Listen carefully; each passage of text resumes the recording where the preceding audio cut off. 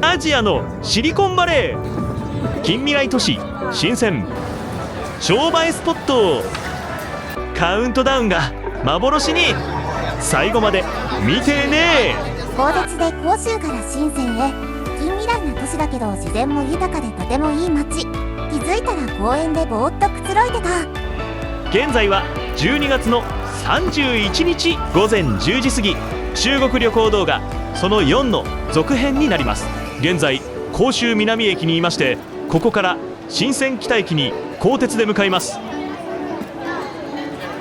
もうホームには入れるようなので中に入ります。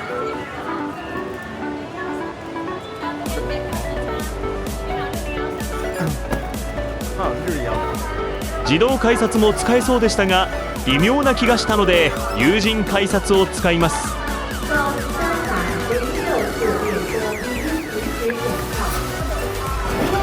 のんびり撮影してますが、実は出発時間を20分間違えていて、この後ホームでとにかく早く乗れって叱られちゃいます。乗って乗ってちゃうかな。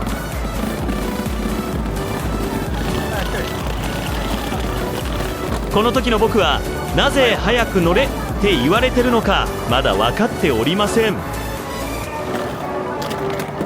とりあえず無事乗車、そして席に向かうと、ここでさらに事件。俺の席に座ってるやつおる。どうやら悪意はなく完全な天然ボケ兄さんだったみたい。めっちゃ慌てて謝ってくれて、逆になんかごめんねってなりました。お兄さんとやり取りしている間に出発しました。もうすぐ出るよ。ここでやっと時間を見直して気づきます。俺20分くらい時間間違えてたわと。23分発なのになぜか43分発とずーっと勘違いしてました。ちなみに新鮮北までは40分弱で到着。2等席で1人1800円ほどです。中国の高速鉄道は主に最高速度や停車駅によって G と D と C の3種類に分類され、時速300から 350km までの G 列車が最近の主力です。今回のこの車両は最速の G です。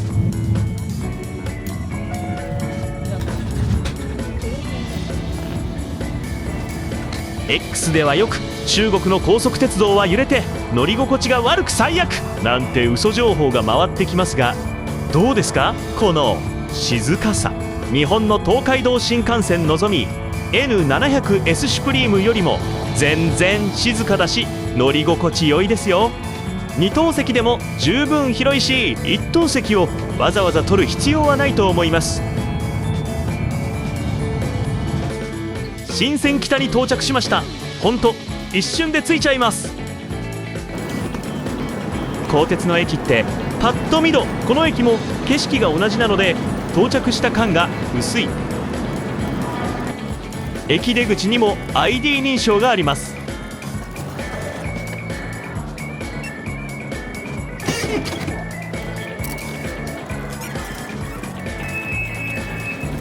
リリー島アプリ配車の乗り場が地下1階にあり、エレベーターで地下に降ります。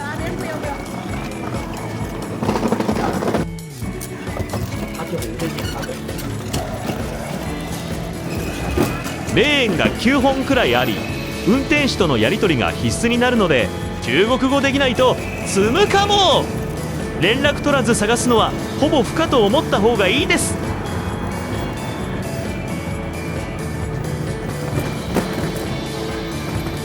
車を発見。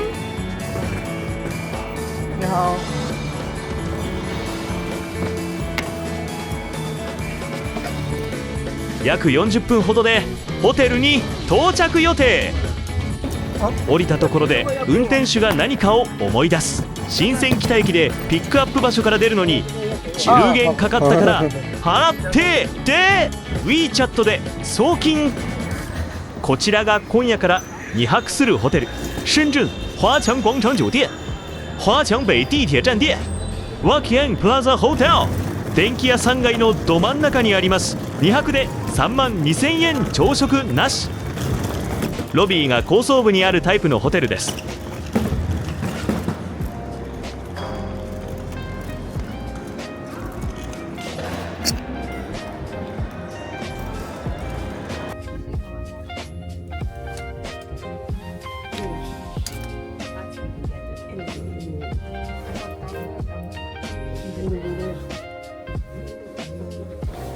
かなり早めに着いたけど、チェックインして鍵もゲット。お茶とコーヒーがフリーで飲めます。廊下もなかなかいい雰囲気。本日から2泊するお部屋がこちらです。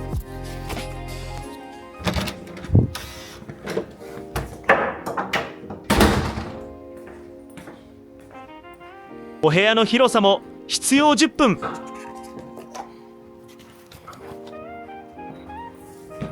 35階からの眺めは文句なしです。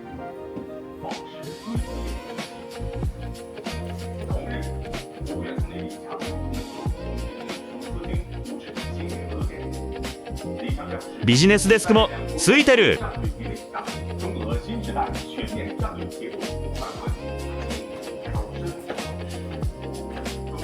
トイレはウォシュレットなしで、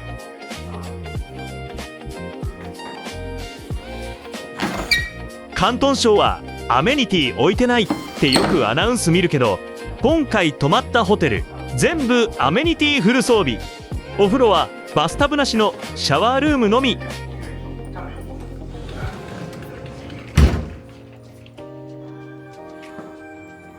冷蔵庫の中身はジュースとビール無料でした。茶器のセットと茶葉が置いてあったり、こういう中国っぽいサービスはありがたい。早速出かけましょう。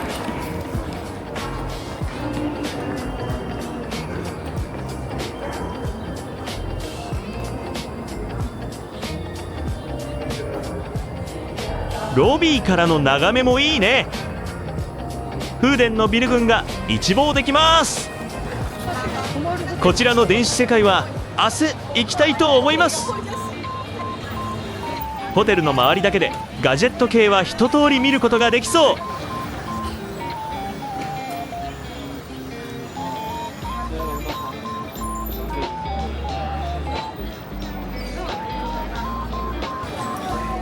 新線の地下鉄は QR コードの読み取り早い。とりあえず行くところが思い浮かばず、ショッピングモールにやってきました。万象天地というかなり大きなモール。中国で行くところに困ったらとりあえず万達广場、万象城。これテストに出るので覚えておいてくださいね。それにしてもここめちゃくちゃ広いです。そういえば日本国内では中国はクリスマス禁止になったなんてしょうもないニュース流れてた気が。日本より数倍ツリー見るんだが、フアウェイのショップを今日も発見。ここのお店高級ラインの車が並んでるかも。もちろんスマホなども売ってます。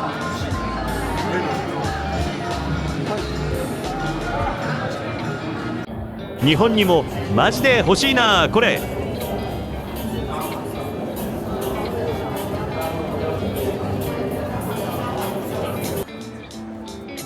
欧米人が真剣にこの車見てました。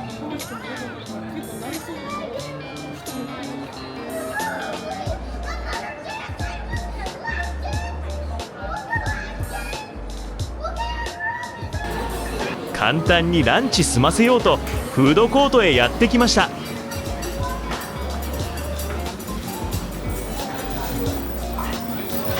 結構幅広いラインナップ。焼き飯屋さんに韓国料理、海南チキンライス、全部で15軒くらいありましたが、ここに決めた決めた。海南チキンライス定食と空心菜の炒め物。このニンニクのパンチが効いた青菜がめちゃくちゃ美味しい。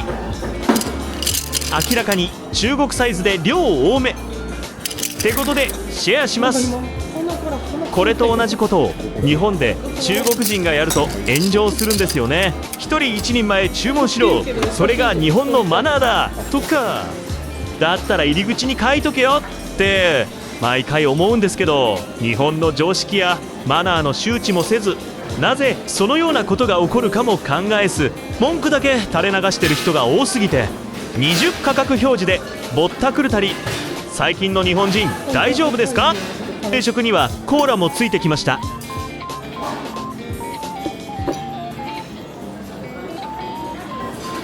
話がそれすぎましたが、この鶏は骨がついてるので食べるのに注意が必要。おろし、ニンニクとチリソース、醤油ベースのソースが添えられています。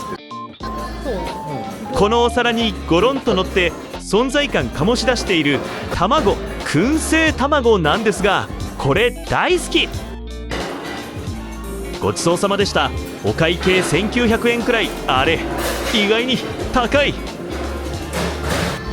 中国でクリスマス禁止令とは本当日本のニュースって面白いですね。実はここに来た最大の目的はこのゾウさん見たかった。ゾウさんオブジェの真ん前の建物ではアートの展示がされてました。芸術は爆発ですね。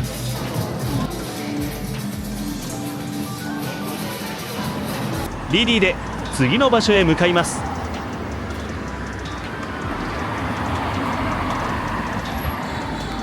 乗ってすぐになんかバイブの振動を感じると思ったら、前のお客さんの iPhone が今すぐ持ってきてって何度も言う持ち主と、今お客さん乗せてるから無理っていう運転手。15分ほど格闘の末、2時間後くらいに待ち合わせしてました。目的地に到着。降りた目の前に生ビールの無人販売機。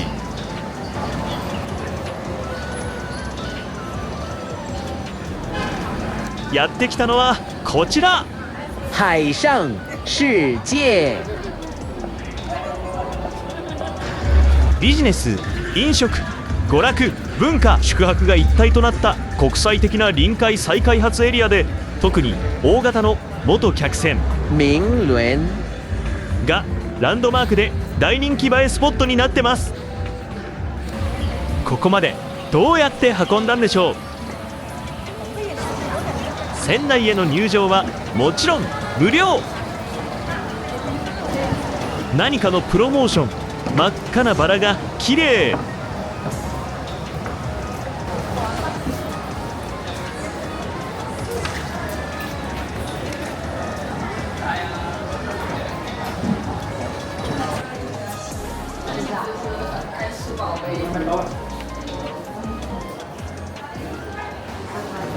中はこんな感じで豪華客船のような内装になっています。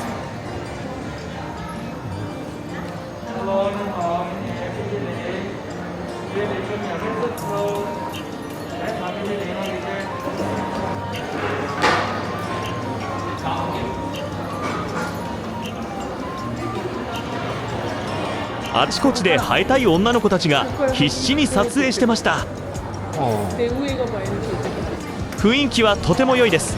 本当に船に乗ってるかのような気分。ただし本当に単なる映えスポットで特に何かがあるというわけではありません。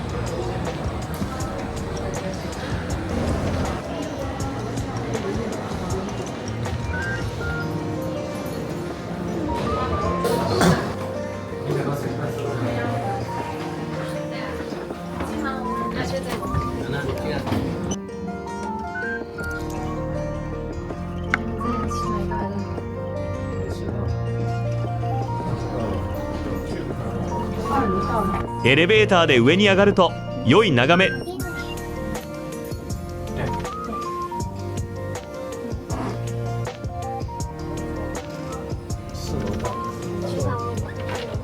4楼到的是吧？啊，对。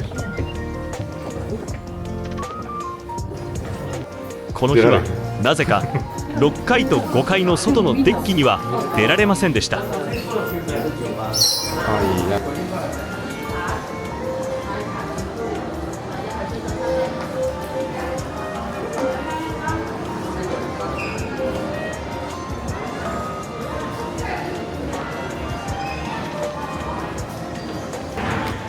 1箇所だけ外に出られるみたいなので、そこに行きたいと思います。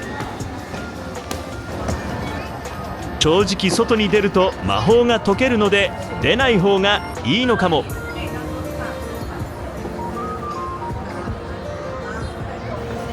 ディディで次に移動。802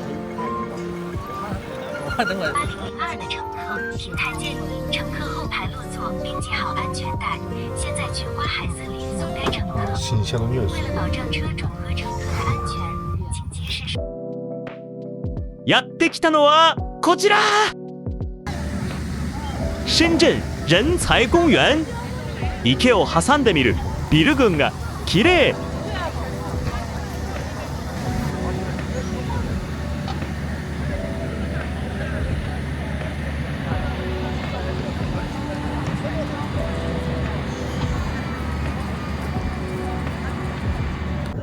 マジックアワーに差し掛かりました。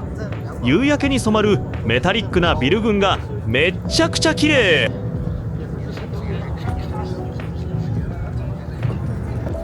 そして日が落ちて綺麗な夜景に気温も良いし、この場所の居心地よすぎてかなり長時間ぼーっとしてました。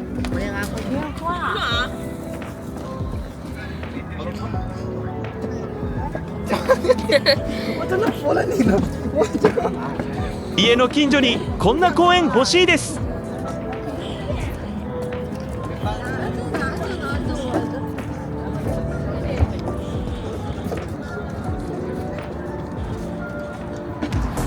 公園を出て近くに呼べそうだったので、無人の全自動運転タクシーを呼んでみました。こちらの様子は先に動画出してますので、ぜひこちらをご覧ください。本当に感動レベルですごかったです。次にやってきたのはこちら、锦绣中華民俗村。中国全土の84カ所の観光地のミニチュアや民族文化を紹介するテーマパーク。入場料は1人2500円。結構高い。クロックやバイルー地図で安く買えたりするのでチェックしてくださいね。こちらボリュームが大きすぎるので別動画で後日公開したいと思います。サクッと見れる広さではありませんでした。クオリティもすごい。ミニチュアじゃなくドローン撮影してるみたいでしょ。ぜひチャンネル登録してお待ちください。この動画の次に出します。一度ホテルに戻ってカウントダウンまで少し休みます。23時を過ぎたので市民中心駅に来ました。昨年ド派手なカウントダウンがあった市民中心の広場に来ました。なんか人が少ない。さて何やらアナウンスしています。ちゃんと聞き取れなかったのですが、とりあえず大晦日年越しのイベントはありませんって言ってるのは分かりました。マジか。